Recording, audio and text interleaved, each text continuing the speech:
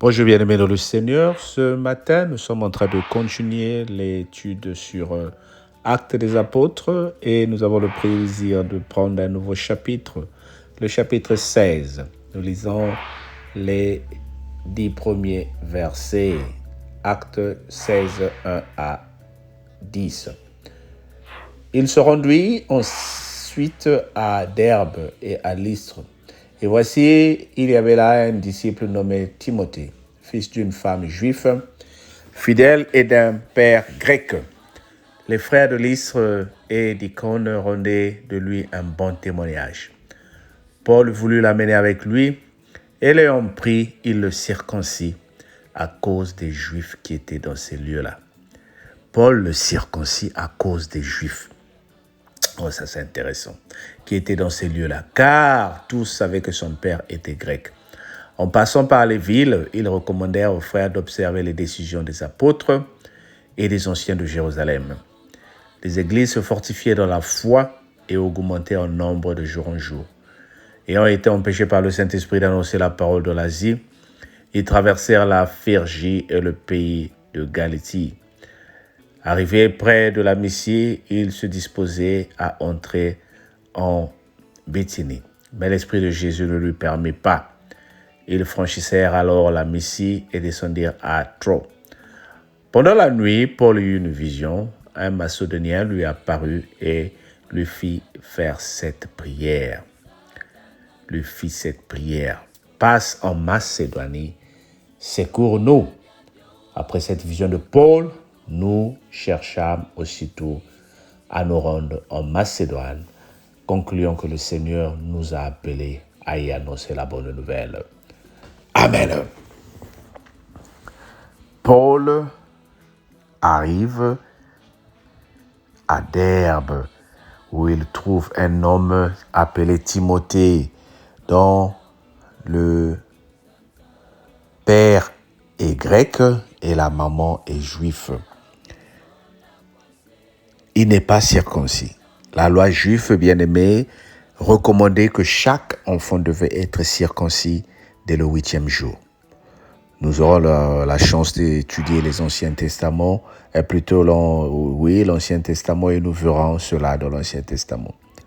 La loi juive demandait à ce que chaque enfant doit être circoncis le 8e jour. Et les Juifs observent cela. Mais Jésus, quand il arrive, il a accompli la loi de Moïse. Et nous avons vu dès le départ, où quelque temps parlé, nous sommes en train de parler de la foi et de la communion avec Dieu. Circoncision et pas ou pas, cela n'était pas important. Mais les conservateurs de l'Église étaient très très stricts avec cela. Si quelqu'un venait à Jésus, il devait être incirconcis. Les Juifs pensaient que la grâce n'appartenait qu'à eux, que c'est le peuple élu. Ce n'est que eux qui doivent être en communion avec le Père. Et si quelqu'un par grâce devait venir à eux, il devait être circoncis. Alors ici, ils sont en train de dire qu'ils ont accepté Timothée. Mais Paul l'a fait circoncire pour éviter des problèmes parmi les anciens. Et cela s'est passé comme ça pour qu'il rejoigne l'Église. Maintenant, qu'est-ce qui se passe? Pendant que Paul est en train de dormir, pendant que les disciples sont en train de dormir, dans la nuit, ils reçoivent un songe. Paul reçoit un songe où une personne leur demande de visiter, de leur apporter la parole de Dieu. Après cette vision de Paul, nous cherchons aussitôt à nous rendre en Macédoine. C'est Paul qui fait la vision. Pendant la nuit, Paul eut une vision. Un Macédonien lui apparut en lui faisant cette prière. Passe en Macédoine, secours-nous. Le don des rêves. Ce matin, j'aimerais parler particulièrement des dons de rêves. Comprends-tu les rêves que tu fais? Comprends-tu le message que tu reçois dans les rêves? Es-tu à mesure de retenir les messages que tu reçois dans les rêves? Nous voyons ici qu'il y a un appel. Une personne qui réclame l'évangile, mais qui passe par un rêve. Qui permet cela? Mais c'est le Seigneur.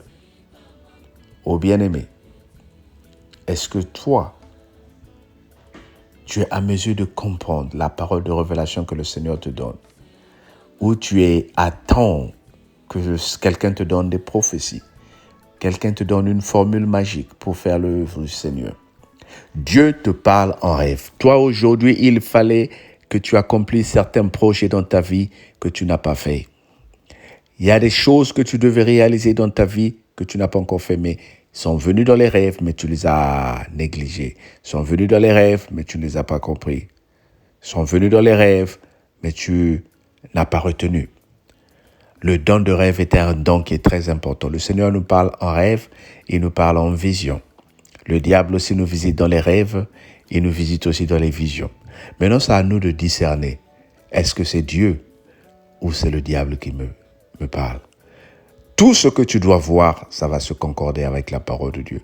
Si tu es en train de rêver que tu es en train de sortir avec une femme qui est déjà mariée ou un homme qui est déjà marié, ça ne sert pas de demander la volonté de Dieu. Tu sais très bien que ce n'est pas ta femme.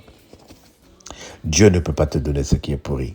Si tu es en train de rêver que tu n'as pas fait des études, mais tu es en train d'occuper une place académique ou le directeur de l'université, ça ne sert pas de rêver. Dieu peut te montrer certaines choses, oui. Dieu peut te montrer que tu n'as pas des moyens. Mais il te montre, par exemple, l'exemple que je viens de donner, que tu n'as pas fait des études, mais tu es en train d'occuper une place académique. Ça peut aussi dire, ça dépend de ton âge et de tes capacités, que le Seigneur a un plan pour toi, que tu peux atteindre. Mais maintenant, pour arriver au directeur académique, il faut que tu partes à l'école, n'est-ce pas? Il faut que tu travailles, n'est-ce pas? Il faut que tu passes tes examens, n'est-ce pas? Et au bout de quelques années, 10 ans, 15 ans, tu sauras ce que tu avais vu de ton rêve. Aujourd'hui, nombre d'entre nous, nos rêves ne se réalisent pas parce que nous voulons que les rêves s'accomplissent comme nous les avons vus. Tu as vu que tu es devenu millionnaire dans le rêve et tout de suite, tu attends que les millions tombent dans ton sac ou dans ton compte bancaire. Le Seigneur t'a montré que tu es millionnaire, cela veut dire que c'est possible dans ta vie si tu mets du sérieux dans tes affaires. Si tu mets du sérieux dans l'investissement, si tu mets du sérieux dans le travail, si tu as autour de toi des gens qui vont te conseiller et qui vont te guider. Le Seigneur te montre que tu t'es marié. Cela ne veut pas dire que l'homme va tomber du ciel.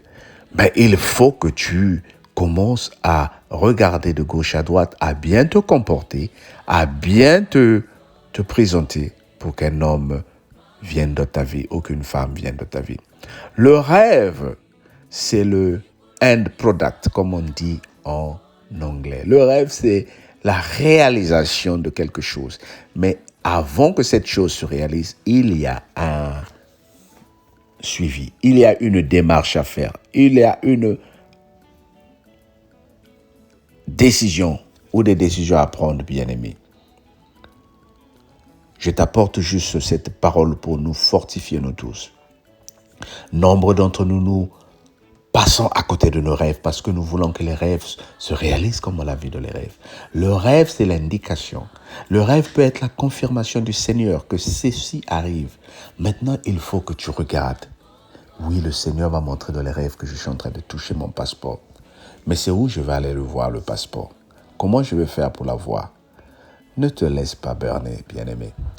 Mais sois une femme ou un homme qui se réveille pour aller chercher son rêve. Que le Seigneur te bénisse et qu'il te donne ce que tu attends. Au nom de Jésus, notre Seigneur et Sauveur. Amen. Mais écoute, tu connais ce qu'il faut faire. Partage la vidéo et encourage à d'autres personnes aussi à s'abonner. Et on se dit à demain. Sois béni au nom de Jésus. Bye.